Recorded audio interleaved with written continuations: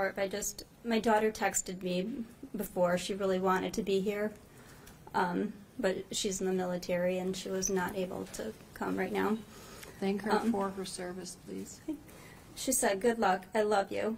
You show Larry how tough we are and call him out for the sick bastard he is." This is her statement. Growing up, gymnastics was my life. I started when I was only 4 years old and continued until I was about 17. Gymnastics takes a toll on your body physically and mentally. I have immense love for the sport itself. It taught me discipline, determination, and that family doesn't have to be blood.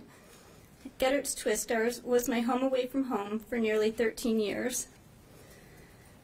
With the sport came countless injuries. We were told by John and so many others that we were lucky to have Nassar as our personal doctor, the doctor that went above and beyond to take care of us, and that he was the best of the best. After all, he was the Olympic doctor. Nassar often made friendly conversation, earning and building my trust. Larry is the one whom we, as young and often distressed gymnasts, could confide in. I was around 12 years old the first time I met the famous Dr. Larry. He had such an amazing reputation. At the time, I would have trusted him with my life. But he used his position for his own hideous perversions. Larry performed multiple procedures that he told me were necessary for healing my injuries. Countless times I went back in for back, hamstring, and groin injuries. He penetrated me with his fingers at least 50 to 75 separate occasions, and of course no gloves were used. I was abused in my own home by you. At the time I thought how nice you were to make a house call during your busy schedule. I was abused at your office at MSU. I too remember the baggy shorts I was asked to change into. I was abused in your basement, while my mom sat on the couch and your children were upstairs. I was abused at Twistars with friends and teammates often nearby. I feel stupid for not realizing that what he was doing was actually abuse. After all, my mother was usually just a few feet away. Why would I think he had any other intention than to help me heal? He stole my innocence from me, and I had no idea. The fact that I didn't have a clue is the most shameful part of all for me. I hope you don't sleep at night. You told the judge that you couldn't listen to all of your victims. Maybe you should have thought of that before you turned us into victims. You deserve to hear every woman's impact statement, because all of the torture that you are experiencing couldn't so much as scratch the surface of what you've made me feel. I feel guilty. Guilty because I didn't realize what a monster you were sooner. I lay awake at night now and try to think of ways to teach little girls in sports the signs of disgusting predators like yourself. Someone needed to protect us. I ask us why no one did. As a child, I didn't know what was happening to me was wrong, but the adults that were told and did nothing. Kathy Clagis, you didn't think for just a minute that the young gymnast complaints needed to be taken seriously? Shame on you. If you had acted responsibly, we wouldn't be here today. The psychologist at MSU that never reported it to authorities? Shame on you. MSU's Dean Strampnell, who welcomed you back without making sure proper protocols were followed? Shame on you. To any other trainer, coach, or administrator who had been told about this medical procedure and not investigated further, shame on all of you. Now I feel like I can't trust anyone. I can't go to a crowded area without having a panic attack. I get a knot in my stomach that makes me want to vomit every time I see your name flash on the news. When you lay down to sleep at night, I want you to see every little girl's face that you've abused. Hundreds of girls, Larry. Innocent girls that trusted you. And know that these little girls are all grown up now. and I pray that they haunt you every single day. You deserve so much worse than that, Larry, and I have the feeling that this is only the beginning.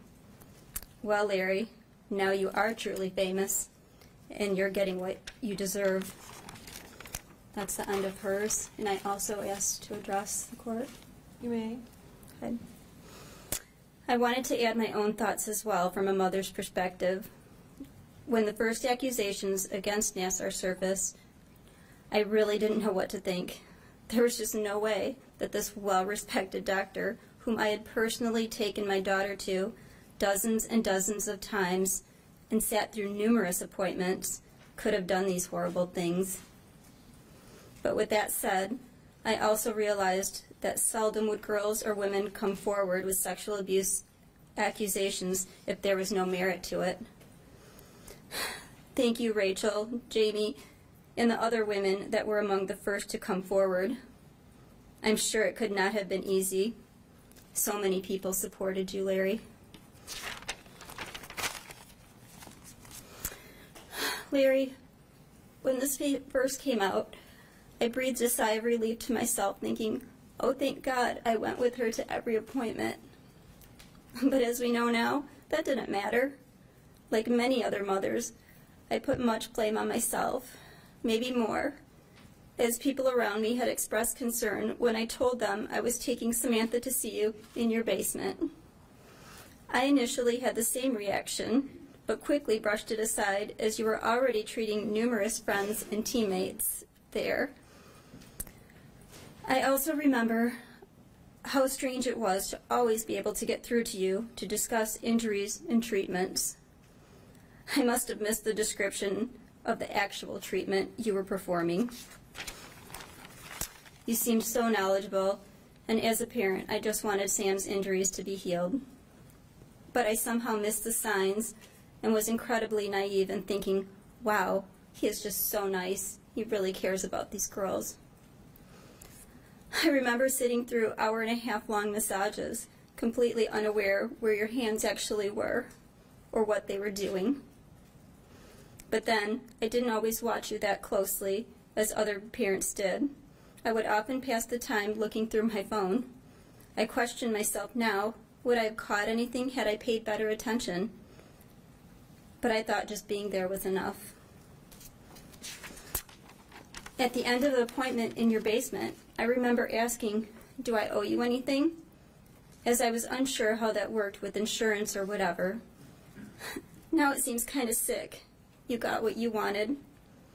Your reply, as it often was, no worries. You said that a lot. How ironic that now you will have a lot of worries. I don't hate you, Larry, because that just takes too much energy and you aren't worth it. I am, however, incredibly sad when I think about how this experience has changed Sam, her closest friend, and scores of other girls and women. I am sure you've noticed by now, they're really angry. And while their anger is getting them through right now, my hope is that they can return to a normal, more carefree life and eventually trust in the good in people. Samantha has a tattoo on her forearm now that reads, "Don't let fear decide your fate." While I'm not the biggest fan of tattoos, I can appreciate those words now. I am so grateful that so many decided to come forward and not be anonymous anymore.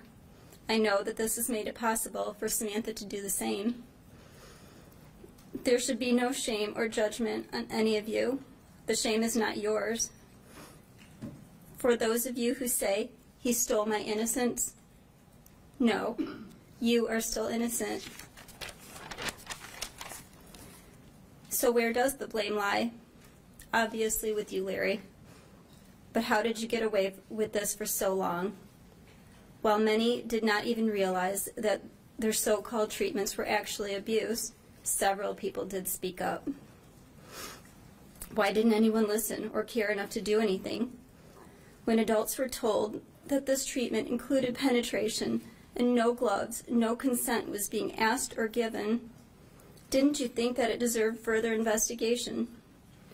And how on earth was a grown man ever allowed access to gymnasts in their own room, even if he was a doctor? How was Larry able to return to practice after charges were made against him and not even make sure that protocols are followed? These questions and many other questions need to be answered in order to prevent something from this from ever happening again.